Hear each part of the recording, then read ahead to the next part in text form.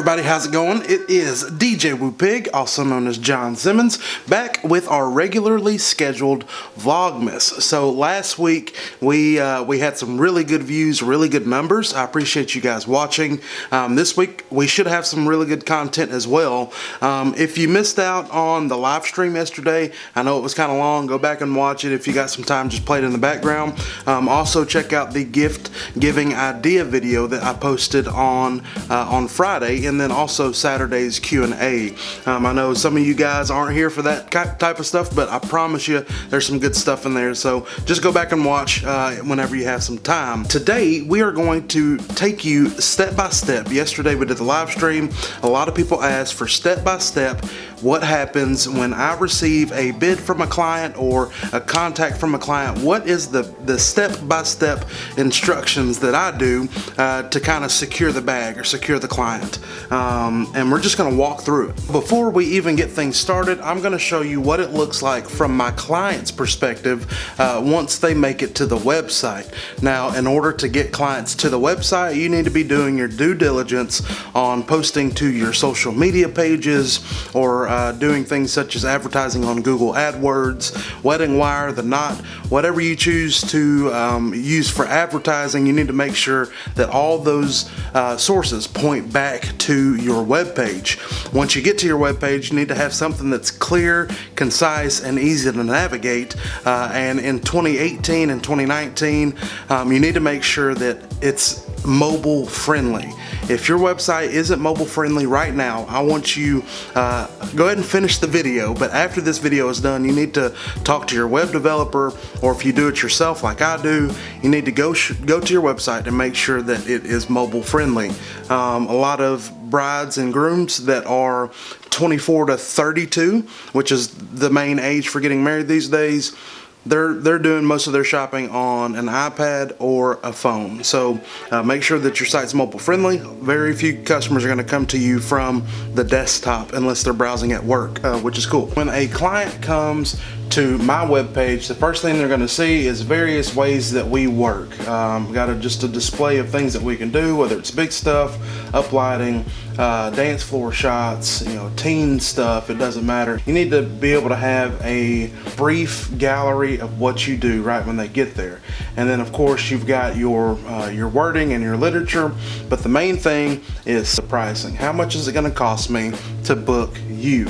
So I'm just going to fill this out as if I was a client, and just to see what the client experience is. I use a program called DJ Event Planner, or Client Relationship Management Tool, CRM, whatever you want to call it. And it makes it really simple for clients to go in and get something instantaneous. In today's microwave society, everybody wants a price right here, right there. They don't want to talk to you, and that's okay. You need to make that option available to them. Some DJs don't do this, some DJs do this. It's really kind of up to you. I've found that having the prices up front where they can go and look at it, it eliminates the tire kickers, which is, I don't have time for that. So this makes it easier to kind of whittle down who exactly is actually looking for my services, and who can, not afford, but who is my client. That's that type of thing. So once a customer sends me that email or that price request, it immediately goes to my email. Now, here's the thing. If you want to be competitive in this day and age, 2018 going into 2019, and even it's only going to get worse.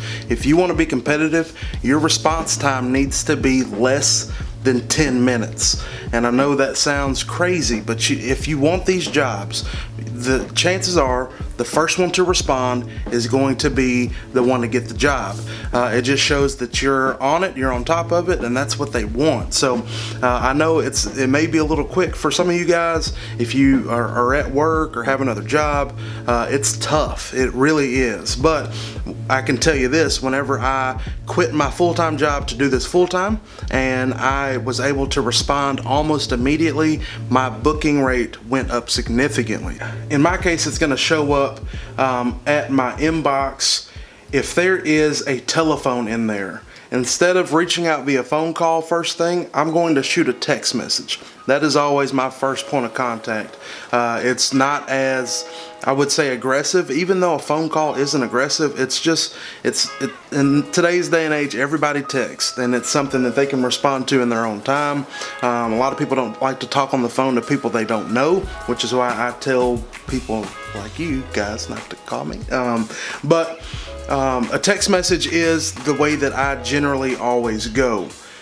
If I don't hear back anything within, let's say, 2 or 3 hours, I'm going to shoot them an email. And I just want to follow up. It's just a follow-up email to what they're looking for. Hey, I'd like to have you in the office. Are there some good times that work out for you? We can grab a cup of coffee, chat about what you want, in your celebration. And that's really it. Keep it simple, keep it short. If they've already filled out a price generator, that means they kind of know what they're looking for. So keep it simple, keep it short. Invite them in, meet them. If you don't have an office, meet them at a Starbucks, a Panera Bread, it doesn't matter. You guys know all this stuff. I'm reaching out immediately. My next plan of action is to reach out a couple hours afterwards, and then after that, if I don't hear back from them with an email, I will call them a couple hours after that. Now, if it's early in the day, you can do all these steps in one day. If it's late in the day, I'm still reaching out. If they send you an email at 10 o'clock at night, I'm still reaching out at 10 o'clock at night because apparently they're still up too. But you gotta be on it fast, really fast. If I don't get a response from that text message that I send quickly, I am then going to shoot them an email first thing in the morning. If I don't get an email back within a couple hours, I'm going to give them a call sometime after lunch. Once I have responded to them, even after I've responded to them, I'm going to go to my event planner. I'm going to look this over one more time, make sure there's no duplicates on anything that they've entered in. I look for opportunities that I could potentially upsell them whenever we have a chance to sit down here at the office or wherever they are. I look through it and I'm going to go ahead and add it to the event system even though they've confirmed nothing. But what it does do, it gets them on my calendar. That way I can set up a schedule of events to email them or remember to check in with them or whatever. The main problem that a lot of DJs have is they don't follow up. They reach out one day and assume the client is gone forever. People are busy. I'm busy, you're busy. Sometimes we don't have time to get back in touch with people, the same day.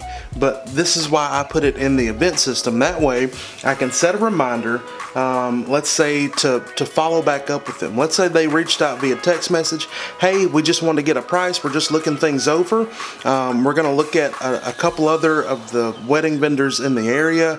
We'll get back with you next week if we have any questions. So I'm going to put that in my event planner and I'm going to follow up with them 5 business days from today just to reach back out, because I can guarantee you that if they're meeting with other vendors, chances are there's a vendor that's going to slip up and not stay in contact with them, and that's when you can slide into place. But I'm following up with them 5 business days after I make contact if we don't schedule something.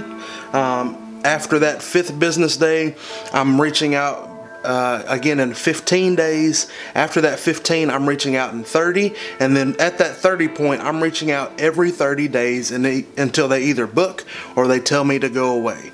And it's not being super invasive. You're just trying to take care of them. You always have to portray that you're trying to take care of them. You don't want to bug them, but you want to make sure that their wedding goes off without a hitch, and you're trying to get this small portion of it, or big portion really, entertainment, you're trying to get that taken care of for them. Once I have the client in the system, I've emailed, I've contacted, they contact me, I set up an appointment for us to meet. And I know some of you guys like to do it over the phone or over Skype or whatever. If someone comes to the office or I go to them, my closing rate is in the 90 percentile. It's up there. Being personable and being able to convey what my brand can do for them is my biggest that is my greatest I don't know how to say it, but that's what I'm good at. They've done their research in between the time that they said yes to meeting you and coming to your office or wherever you meet them. Starbucks, Panera Bread, doesn't matter. When you get down to closing, you need to be able to portray your company in a passionate and professional way. That's how you book them. It's something that's going to take some work and it's going to take some practice, and it is much harder to do over the phone because you don't know body language. But when you get them here and they can see how you interact one-on-one with them and you can break them down, chances are you're going to be able to sell them a lot easier. So I'm just going to go ahead and assume that the client is mine now. The next step for the client, if the wedding is, let's say the wedding is 8 months away. The next step for me, I'm not talking to them again unless I get something new or we add something to the event catalog, whatever. I'm not going to talk to them for probably a couple months. 6 months out, I'll shoot a follow-up email, let them know I'm here for them if they need anything, need any guidance. You've worked with a lot of vendors. Put your guidance and your professionalism out there. Say, hey, I know a lot of great vendors. If you're having a tough time trying to find someone that's going to take care of you, I have some great friends in the business. Just again, that's that vote of confidence in you in the business. You send that florist some business, they're going to send you some business, guaranteed. This is how you build your relationships with your clients and also your vendors. Once we get 6 months or better in, what I'm going to do is I'm going to reach out every 30 to 60 days. You got any questions? If I'm not DJing the wedding personally, I'm going to have my DJs reach out to them. Hey, thanks for booking Crown Entertainment. I'm your DJ, Mark. I just want to introduce myself. If you want to, how about let's go grab some coffee sometime so I can get to know you and I can tailor the day around you. I know you've met John. John's a great guy, but I'm Mark. I'm DJing your wedding. I'd like to get to know you and your fiance going forward. There's nothing wrong with that. Giving up a little bit of that control, letting your guys take care of it, there's nothing wrong with that. Now we are 20 days out from the wedding. At 20 days out, I require 100% payment to be paid in full. It's just something I'm gonna make sure that we are paid and taken care of 20 days prior to their event. I know there's some of you guys out there that say there's no way I could ever get paid in full before the event.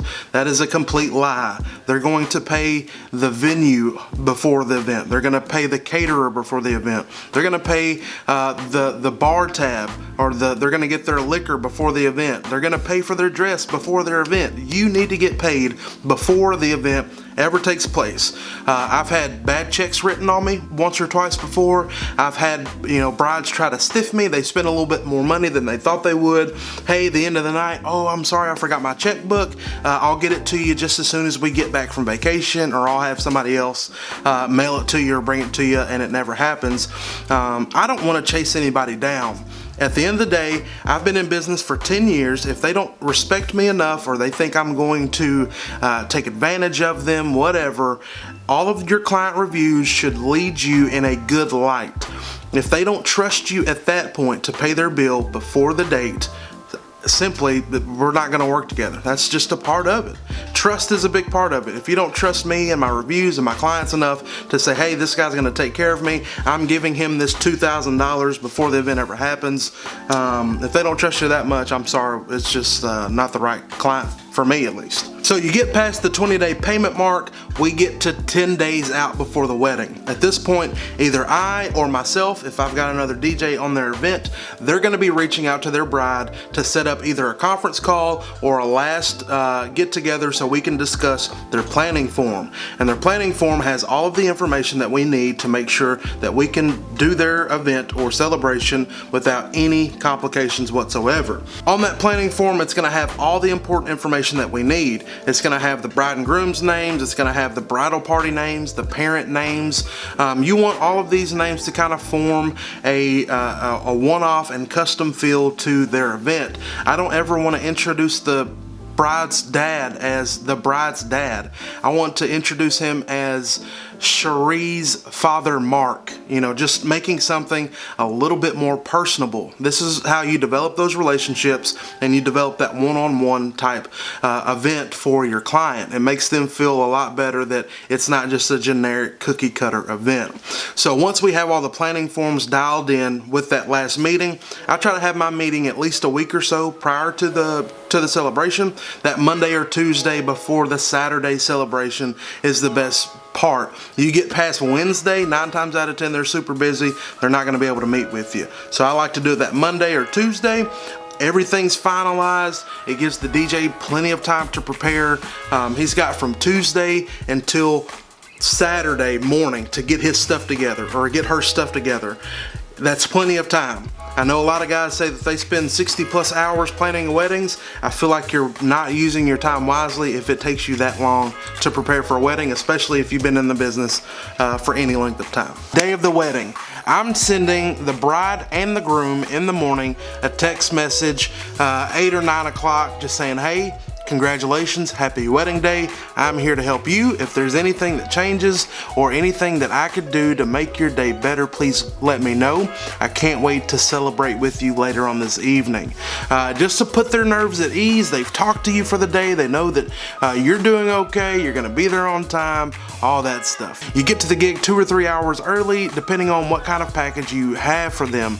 I always like to have at least an hour of downtime after I've changed in my clothes, just so I can regroup my thoughts, grab something to drink, and just relax for a little bit. It's such a hustle and bustle wedding day. I want to be able to relax before I go in there and perform. Then the gig happens. You crush it. You should most definitely crush it. Now, I'm going to be honest with you. You're not going to crush every single one. Some are tougher than others, but you should be trying your best no matter what. The gig is over, you go home. If the gig's on a Saturday, Monday morning, I'm sending them an email thanking them, congratulating them again, wishing them the best, and hoping that they have a fun time on their honeymoon. If I took any pictures that night, I'm posting them on my social media. I'm going through, if they have a hashtag that they used, I'm going through there liking a bunch of pictures. That way, you know, even if it wasn't taken by the bride or groom or by the photographer, they know by the name that's liking their pictures that, hey, this was the DJ at so-and-so's wedding. I need to follow them just so I can keep up with them. They did a great job. I'd like to use them at an event coming up, blah, blah, blah. Also, you can go through there, and if you ask nicely, 9 times out of 10, you can get some great pictures that weren't taken by the photographer and that you can repost immediately while that week is progressing. So you should be doing your social media campaigns and all that stuff the week after that wedding in particular. If you're doing 5 or 6 weddings a weekend, then you need to be picking which one you killed the best, or killed which one that was the best or had the biggest package, just so you can try to upsell later for clients. That's all stuff that you need to be thinking about the following week. 2 weeks after the wedding, 2 weeks, if they haven't submitted a review on their own, I'm going to shoot them a text message. Hey Carol, congratulations again. I want to reach back out. If you've got a few moments, I would like to get your honest feedback about what you thought of our services at your wedding. It doesn't take but 5 minutes or so. Don't tell them that it takes 30 seconds, because they're just going to go in there and click, you did great, and they're not going to write anything. That content that they write is just, it's butter on the bread for the next client. You want them to write something, you know, at least a paragraph about how easy it was to book with you, how you stayed in contact with them, how the DJ introduced himself immediately, you met more than once before the date, you guys sat down and had coffee, blah, blah, blah. You want them to leave an all-star review. And that's it. You're done. Not so fast. During the month of December is your next point of contact for this couple.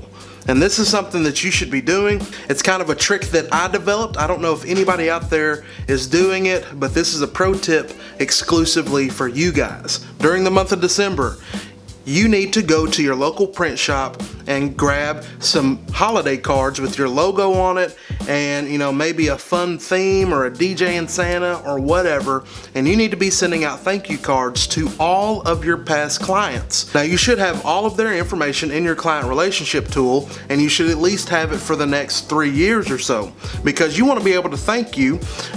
You want to be able to send a thank you card to, you know, Barbara 2 years down the road. She sent you someone and they said it came from them. You can go back, send them a thank you card, or send them a $10, $15 Starbucks gift card. These small things that you're doing is going to lead them to recommend your services more.